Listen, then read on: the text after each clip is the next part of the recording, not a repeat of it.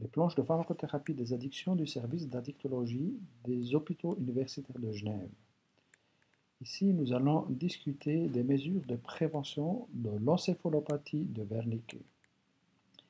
Il s'agit d'un trouble souvent sévère, caractérisé par une combinaison assez typique de symptômes qui sont le nystagme, les troubles de la mémoire et de la confusion, une ataxie et une ophtalmoplégie, c'est-à-dire une paralysie oculomotrice. Le trouble est causé par des lésions de plusieurs noyaux cérébraux, dont les noyaux thalamiques médiaux et les corps mammillaires.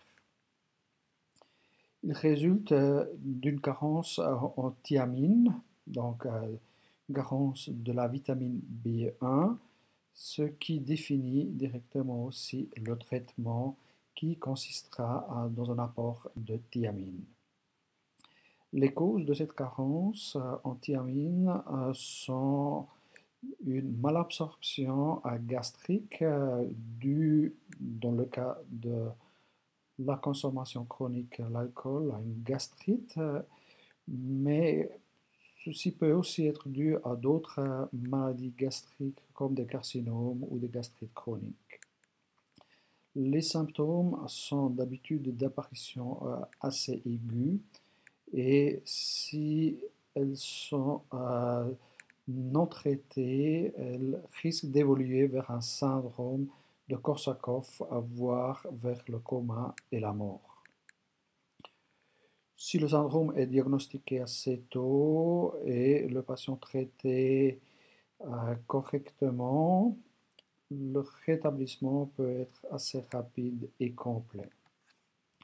On traitera donc par la thiamine.